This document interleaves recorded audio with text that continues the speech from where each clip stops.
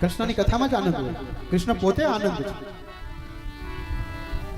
ઘણીવાર તમને એવું લાગશે તમારી જીવનમાં કે તમને બહુ મુસીબતમાં ફસાઈ ગયા છો, તો તમને એવું લાગે કે હું મુસીબતમાં છું. ઘણીવાર આપણા કર્મોના કારણે પણ આપણે મુસીબતમાં હોય,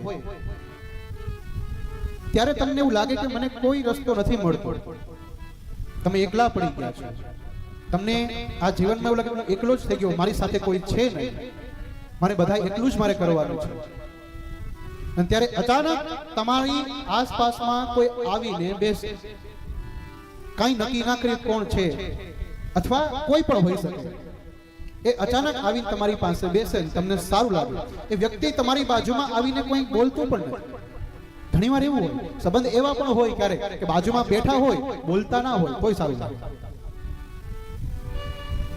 એ બાજુમાં આવીને બેસનાર કા તમારા માં હોય, કા તમારા પપ્પા પિતાજી હોય, કા તમારા પત્ની હોય, તમારા પતિ હોય, તમારા બેન હોય, ભાઈ હોય, મિત્ર હોય, સખી હોય, કોઈ પણ હોય.